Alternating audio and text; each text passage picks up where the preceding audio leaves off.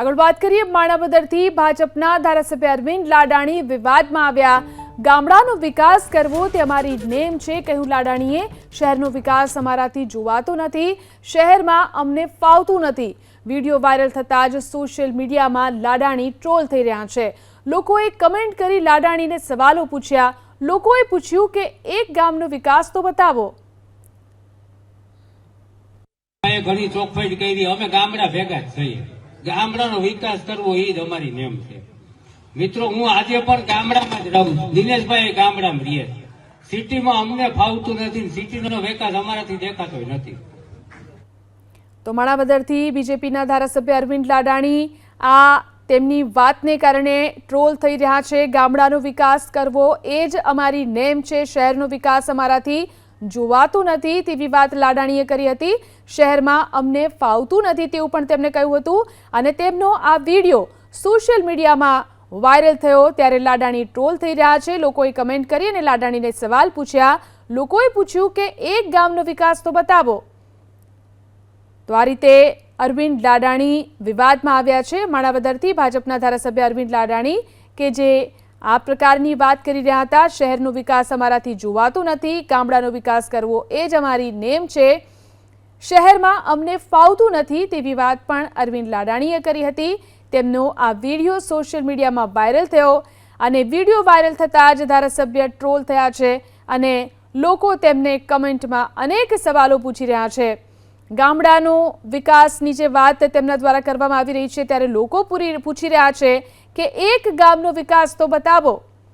તો અરવિંદ લાડાણી કે જે આ વિવાદમાં ફસાયા છે, જે વાત તેમણે કરી હતી ગામડાનો વિકાસ કરવો એ જ અમારી નેમ છે અને શહેરનો વિકાસ અમારાથી જોવાતો નથી, શહેરમાં અમને ફાવતું નથી, તે પ્રકારની વાત જ્યારે માણાવદરના ભાજપના ધારાસભ્ય અરવિંદ લાડાણીએ કરી ત્યારે તેઓ ટ્રોલ થયા।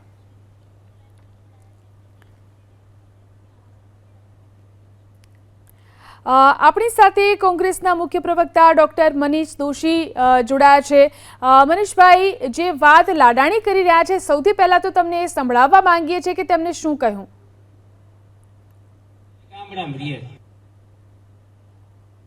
ઘણી ચોખવટ કરી, અમે ગામડા ભેગા જ છીએ, ગામડાનો વિકાસ કરવો એ જ અમારી નેમ છે। મિત્રો, હું આજે પણ ગામડામાં જ રહું છું, દિનેશભાઈ ગામડામાં રહીએ છે। સિટીમાં અમને ફાવતું નથી, સિટીનો વિકાસ અમારાથી દેખાતો નથી। ઘણી ચોખવટ કરી, અમે તો મનીષભાઈ શું કહેશો, કયા પ્રકારની જે આ વાત કરી રહ્યા છે ધારાસભ્ય આજના જમાનામાં અને આ રીતે તેઓ ટ્રોલ પણ થઈ રહ્યા છે?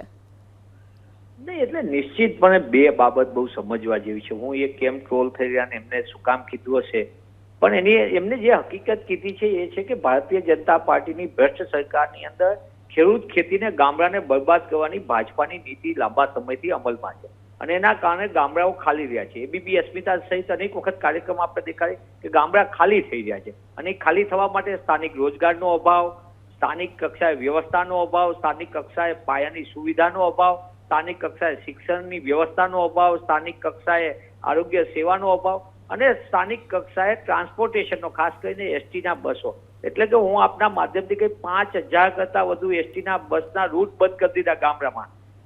ગ્રામ્ય વિસ્તારની અંદર 5612 શાળાને તાળા મારવાનું પાપ ભાજપ સરકાર કરી। એટલે ગામડા તોડીને શહેરને વિકસાવવાની જે વાતો કરે છે, હકીકતમાં તો શહેરમાં શું સ્થિતિ એ આપણે સૌ જોઈએ છીએ, પણ હું એવું પ્રમાણિક કહું, જે ભાજપાના ધારાસભ્યએ વાત કરી છે એ હકીકત એટલા માટે છે કે ભાજપા સરકારની નીતિનું ચાલચલન ચરિત્રને ચહેરો ઉજાગર કરે છે। ગામડાને તોડી નાખવાની માનસિકતાના કારણે આજે અનેક પ્રશ્નો શહેરી વિસ્તાર, શહેરો ગીચ થતા જાય, કોન્ક્રીટના જંગલ થતા જાય અને બીજી બાજુ ગામડું તૂટતું જાય છે। એટલે અનેક સમસ્યાઓનો સામનો કરવો પડી રહ્યો છે। તેવા સંજોગોમાં સરકાર વાતો કરતી, આજ ભાજપ સરકાર કેશુભાઈની વખતે ગોકુળિયા ગામ નહીં કહેતા હતા, મોદી સરકાર આવી એટલે નવી વાત લાવ્યા। 30 વર્ષથી ભારતીય જનતા પાર્ટીનું શાસન છે, કોના પાપે ગામડા તૂટ્યા, કોના પાપે શહેરમાં અવ્યવસ્થા અને અરાજકતા ઉભી થઈ? એટલે ભાજપને માત્ર ભ્રષ્ટાચારમાં રસ છે, ગામથી લઈને ગાંધીનગર ને શહેરથી લઈને સચિવાલય સુધી।